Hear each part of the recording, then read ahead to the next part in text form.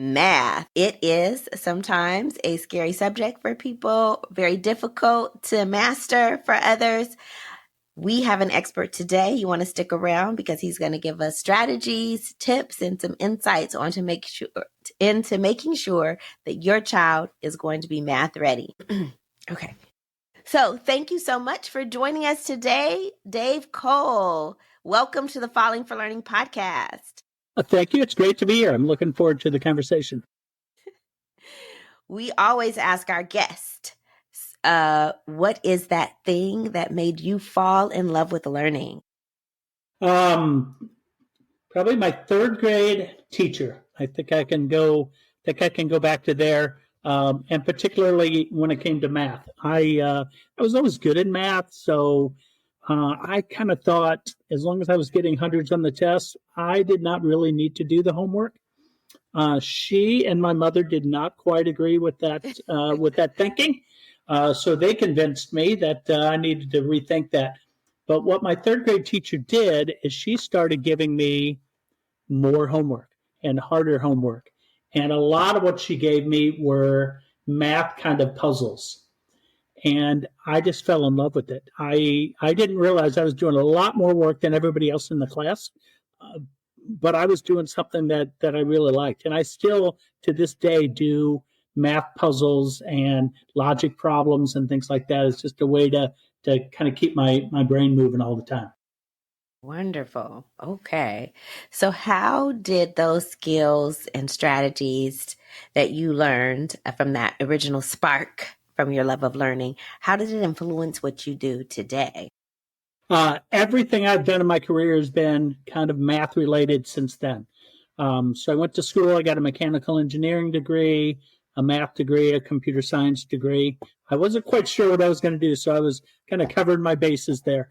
Right. And everything I've done in my career on the computer side, on the engineering side, there's always been some math component that is in there. And it's why it's never really been a job for me, because you're solving problems. And to me, it's really no different than the puzzles I was solving when I was back in third grade. So you just keep solving problems. They're a little bit harder than they were before, but that's what's kind of kept me going. Wow. Okay. And so tell us about your educational journey. So your colleges that you went to and all of that. So I started down at a smaller school down in southern Missouri called Southeast Missouri State. Ended up graduating from the University of Missouri in Columbia. And again, with a mechanical engineering degree. I figured somewhere around my senior year that was maybe not what I wanted to do. But here I am. I'm 9 semesters in, 8 semesters in. It's like, okay.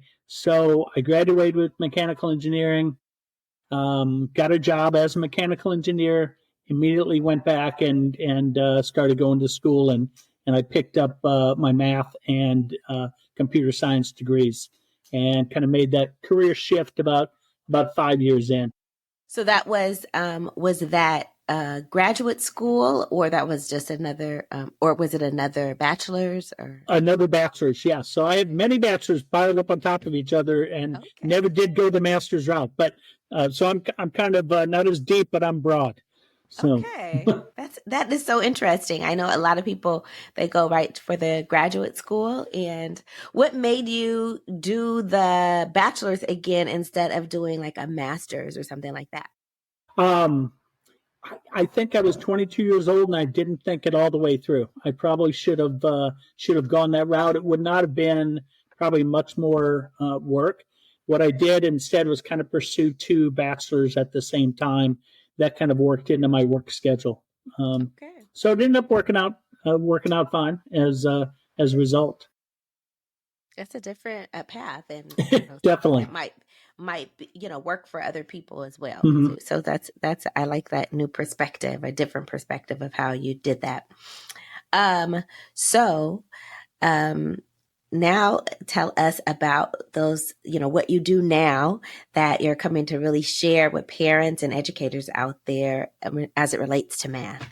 Yeah, so I was working at Facebook at the time, now called Meta. During the summer, I also ran this summer math camp for elementary school kids. And as part of that math camp, I mean, it's cruel. It's summertime, and I'm making you go to math camp for a week. Actually, none of them wanted to be there. Their parents wanted them to be there. Okay. So, in fact, I asked the very first day, I said, how many of you want to be here? How many of you are here because your parents signed up? Only one kid admitted to being actually wanting to be there. So I said, okay, so here's my job for this week is I have to change your mind. So we played games, we did puzzles, we had competitions. Kids love competitions. Okay, can you stop for 1 second? Yeah. What kind of game? And I know that there are lots of parents and teachers that are suspicious of fun. So can you tell me what that kind of math game was? Because give us some specifics, because sometimes we are teaching kids things, or but they're having fun. Yeah. And I'll tell you one of them. We did it was in essence a supply and demand game. To them, it was a tag game. So some of the students were assigned to be food. Some of them were assigned to be animals. Some of them were, assigned to be predators. So the animals had to go after the food. The predators went after the animals.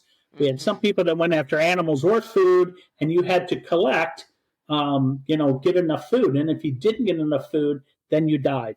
So after one round, there were less kids, and we played this. And we probably played it 4 times. So you said this was like tag. Mm-hmm. So this is like we're up moving around and doing this. Yeah, we actually did it out on a field. So they got to run around, and they actually had little flags like flag football. So to catch them, you would grab a flag. And if you were an animal, you had to get 4 food flags.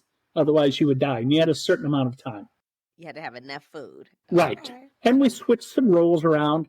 Then we went back inside. And I said, so what happened when you die? Oh, well, there wasn't enough food. So that got us into supply and demand. And we could talk about supply and demand. If there's not enough supply, and we have more demand than supply, there's problems with that. Or what happens if there's too much supply and not enough demand?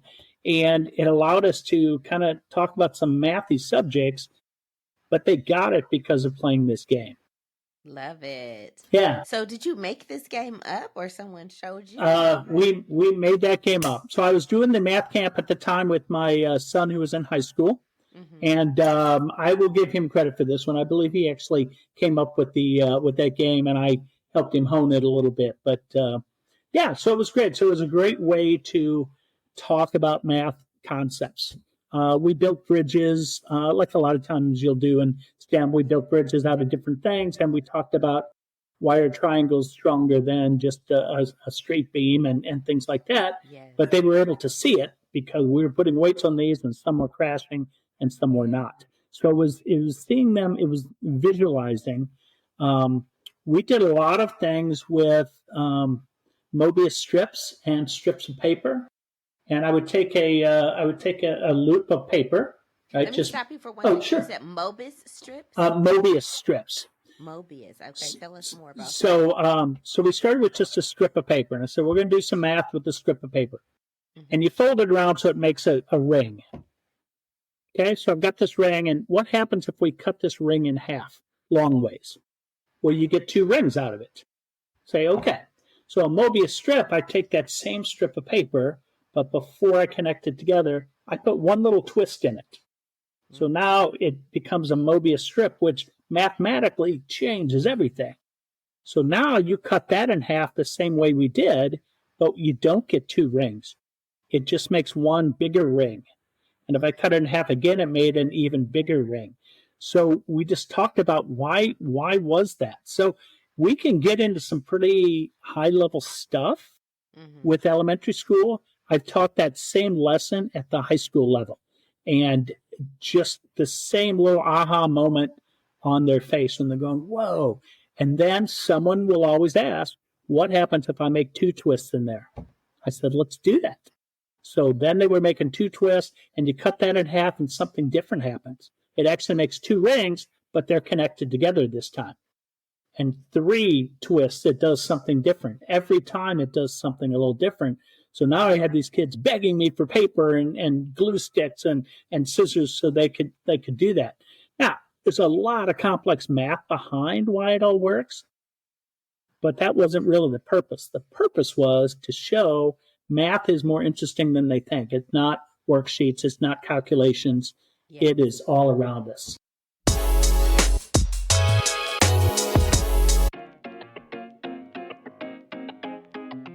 The Rewrite Method and the Rewrite Method Workbook are your go-to resource for helping kids to learn to fall in love with writing.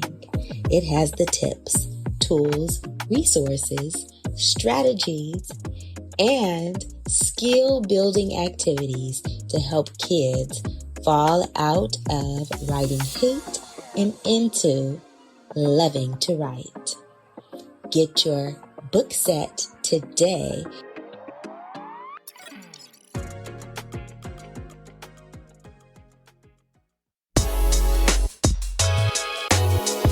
Taking advantage of when kids ask questions, and you can just use that as a great learning opportunity. So, for example, I was talking to a kid recently about how one of the kiddos in my child's care is on vacation. Mm-hmm. And they were asking me, oh, where is she? You know, and I'm like, oh, she's in Washington, D.C. And they're like, where's that? You know? So we have a whole conversation about the 50 states. And Yeah. that's the nation's capital and what state we live in. And it's on the West Coast, and DC is on the East Coast. And, you know, like I said, there's 50 states, and Yeah. we live in the city, you know, the city that we live in, and we live in the state that we live in, the cities in the state. And just, it could become a whole, you know, Yeah. teaching moment. So again, if you're paying attention to the questions that your kids are asking, the things that they're interested in, you could teach them all kinds of things. And you'd be surprised that kids can really, you know, as young as 3, 4, there's so many concepts that they can really grasp and Yes. understand as long as you're explaining it to them on their level. You know, you're not using collegiate Yeah. wording and verbiage. You know, if you're explaining it to them on, you know, using words that they're familiar with, they could totally grasp it. And I whipped out the 50 states puzzle, showed Yeah. them, and, you know, it just engage and teach them, you know, based on what they're interested in or curious about. You know, sometimes I would also, when my kids, my older kids were younger, I would ask them what they wanted to learn about. Yeah. And then we would kind of go from there, you know, let them lead the way. And you'll find that if it's something that they've told you that they wanted to learn about, when it's time to go over these things, they'll also be more engaged. You know, that kind of goes along with the whole paying attention thing. You know, when you have um, times where you are teaching your child, use the things that you've heard them question you about, and or something that maybe you guys were somewhere out and about and you came across, I don't know, a map, for example, and maybe you saw your child looking at the map and being curious, and, Yeah. you know, you guys could bring a map home and go over what's on the map, you know, things like that.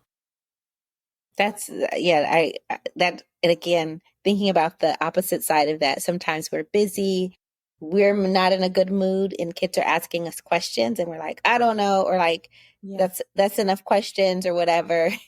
But we have to think on the other side of it, like, wait, they're interested in this and I could teach them something from this. And like you said, you know, I've seen very young kids be really interested in planes, and then they have all kind of information about planes because it's interesting to them.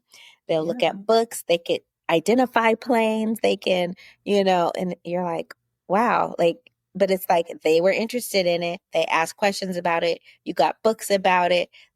sometimes they'll have like advanced vocabulary, like just because Yes. it's what they're interested in. So, and they will dive deep. Like most of us, if we're interested in something, we'll get really into the minutia about it, granular details about something, Yes. because we just like it for whatever reason, right? And that's what you're saying, like, for whatever reason you're interested in, when someone's an artist, they're interested in art. Like, why? That's just who they are.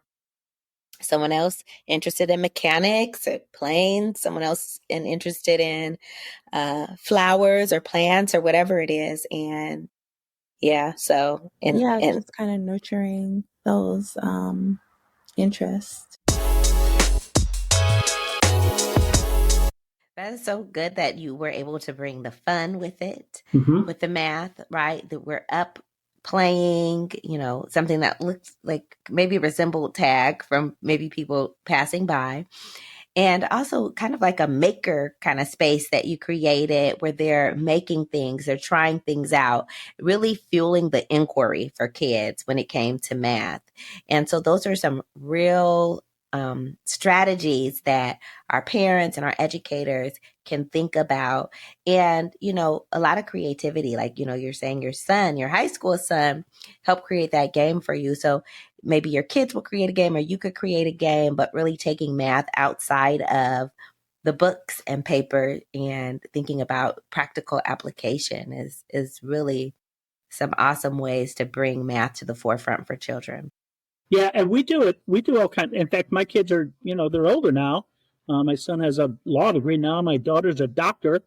But when we get in a car and there's a digital readout on the clock, we still do this to this day. Can you make an equation with those three numbers? So if it's like 321, that's an easy one. I can say 3 minus 2 is equal to 1, or 1 plus 2 is equal to 3. And sometimes we'll throw in factorials and all kinds of things. Sometimes there's not an equation.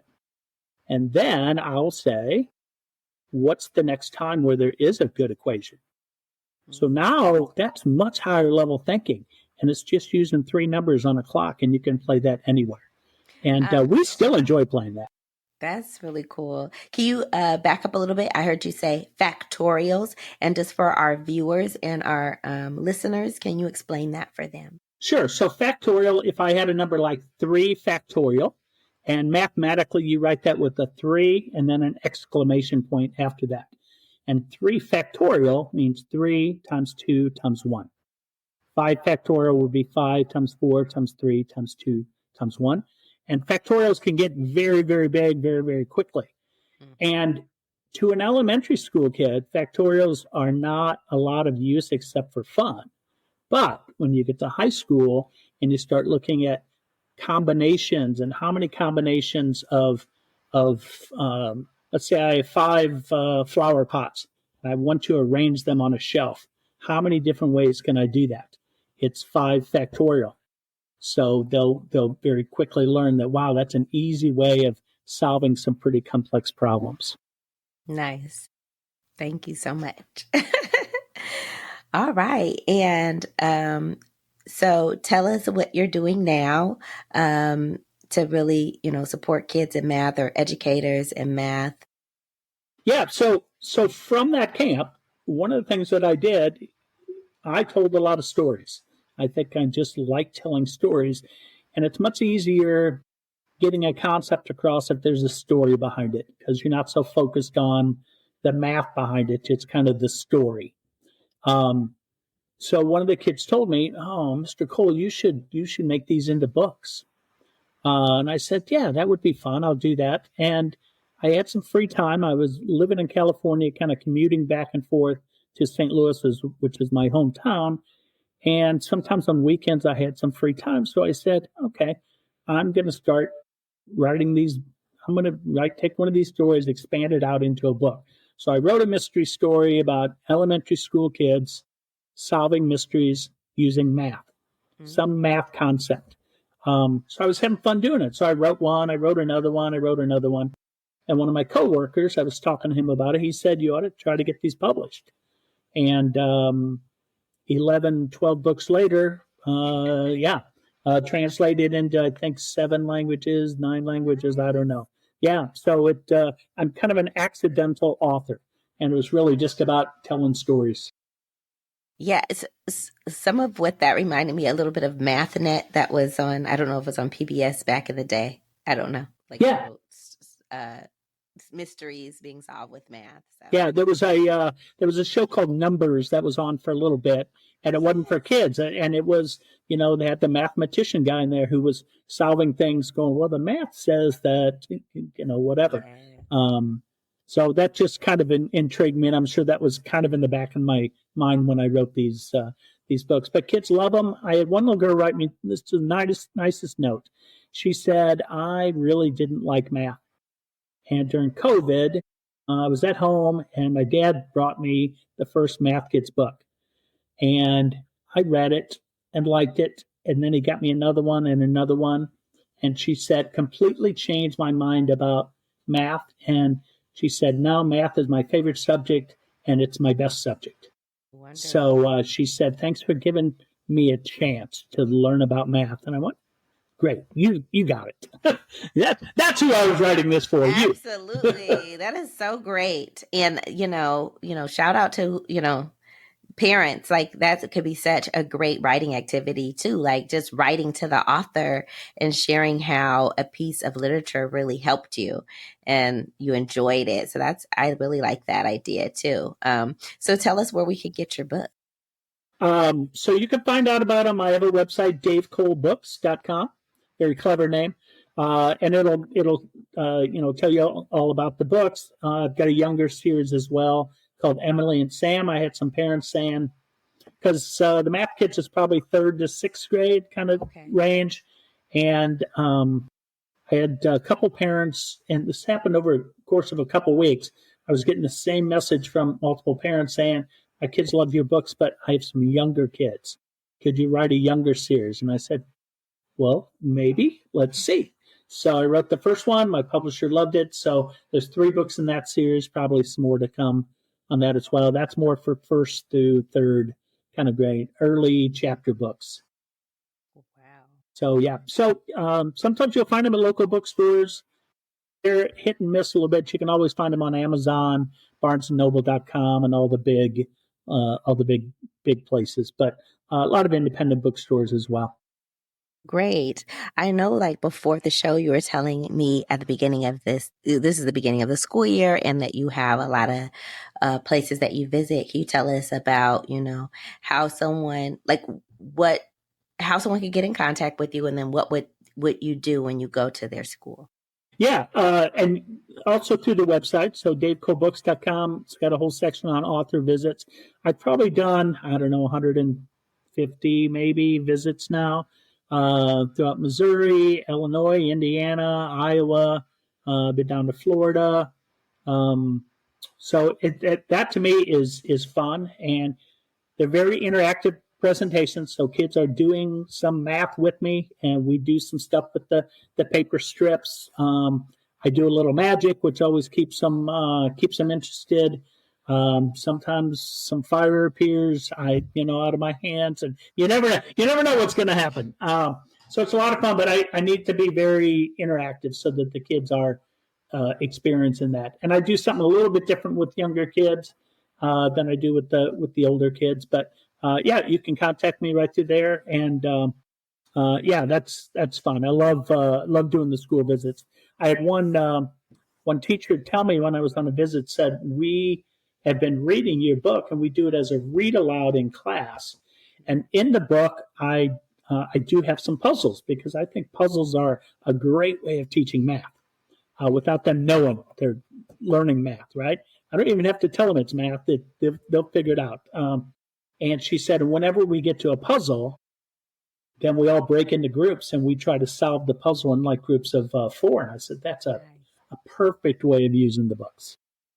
Wonderful. Tell us, because I know, I've talked a lot about this on the show, just how, there's like a lot of kids and people are like, don't consider themselves to be math people or they don't like math. What have you seen people doing that contributes to that maybe we could tell parents or educators like to be careful not to do that, or kind of reframe how they're doing certain things so that we don't continue this, where people could slow it down, at least the people Right. who don't like math. In fact, I actually heard it on your podcast. I think you made a comment one time. We would never say, "Oh, yeah, I just can't read," Yeah. but we're okay saying we can't do math. Yes. So what I try to tell parents and what I try to tell kids, in fact, I'll tell you the very first thing I do at any school visit is I always ask, "How many of you like math?" And in first grade, every hand will go up. Second grade, every hand will go up. There's a few in third grade, but fourth and fifth grade, and I don't know if it's the advent of decimals and fractions or what, but probably by the time I get to fifth grade, if I get 25% saying they like math, that's high. So that troubles me. That worries me a little bit. So then I do ask the follow up. I said, if you want to share it with me, tell me why. Tell me why you don't like math. And I get two answers, variations of those. I'll get something like, it makes my head explode, which means, okay, it's hard. Okay, I get it. Yeah, that's a variation of that. Or it's boring. And sometimes I'll get that same thing, that same answer, two answers from the same kid. And math can be boring. So what I try to do is to show that there's math beyond what you're doing that is going to be more interesting. We'll talk about, there's a famous sequence called the Fibonacci sequence. And it's not hard math. It is, you start with two ones. I love math patterns. Start with two ones. Then I add the two ones together. I get a 2. Then I add 1 and 2 together to get 3. So it's just keep adding the last two numbers. And they pick up on the sequence really quick. I let them kind of discover the sequence, and then they're kind of shouting out numbers, and they get lost somewhere around 89 because the math gets a little harder to do in their head, but they get that. And I said, so why is this amazing? Have you ever seen the sequence before? And they always say, oh, no. And I said, but you really have. And I said, if you go out and you look at flowers, every flower that's out there will have the number of petals will be a number in the Fibonacci sequence. So there are flowers with 144 petals, but there aren't any flowers with 100 petals or 82 petals, but they are some flowers that have 89 petals. And I have pictures of those, so I'll kind of show those. And then we talk about, I draw a picture of the Fibonacci sequence. So you can actually draw little squares that kind of keep getting bigger and bigger and bigger. And if you connect them all together, it makes this really cool spiral. And they all recognize the spiral. And I said, so where have you seen a shape like that? Think about animals. And they'll, seashells and things like that. And we'll talk about an elephant's trunk looks like that, a pig's tail. So the shape is all around us. I said, so what if I'm collecting those shells on a beach and a big storm comes up? Hurricane, hurricane. And I'll show them this Fibonacci spiral next to a hurricane. They have the exact same shape. And spiral galaxies and things like that. And so it's amazing. I want them to see that math is all around us. And you're going to keep seeing math even if you don't like it. And, it's out there. And the math is going to get more fun, and that's what I really, if I can take anything away, I always ask at the end, is math more interesting than you think? And most of them will, some begrudgingly, but will say, yeah, it's more interesting than we think. And if I can do that, then I think I've accomplished kind of a little mission that they may give math another shot. Yeah, it's good really to think about it. And it is so limitless. And I've had several people come on and they have a different take on how to do this. So you have like totally new ideas.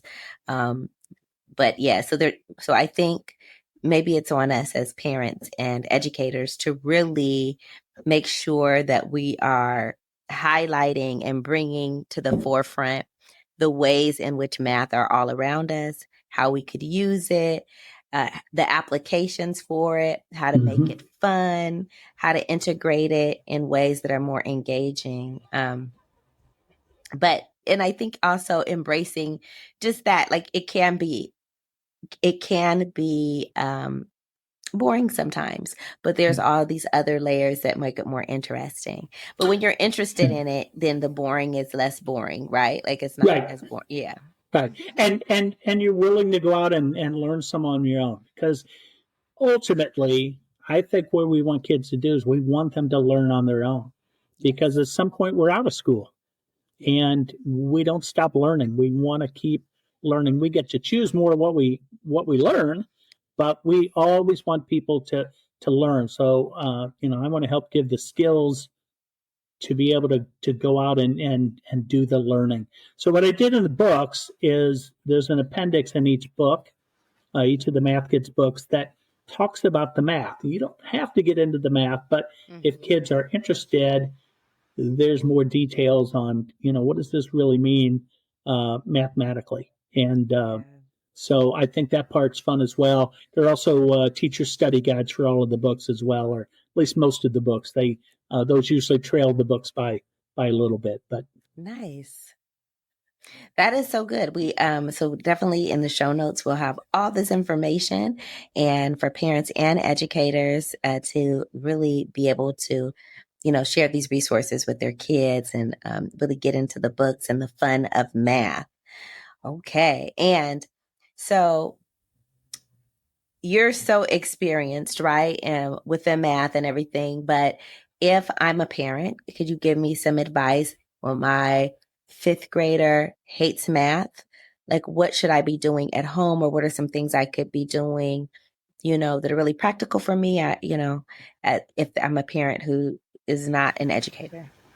yeah, for me, and I've done this with a lot of kids, and gotten them interested is in mathematical puzzles and solving. When I talk to parents and I'll talk to teachers, they're saying, "Well, I know math is hard." I said, "But math is how we kind of process things in our brain. So math is also science, and math is also even, how my son, who's an attorney, he said, I am shocked how much I use math skills in my job as a lawyer. Just the logical thinking process.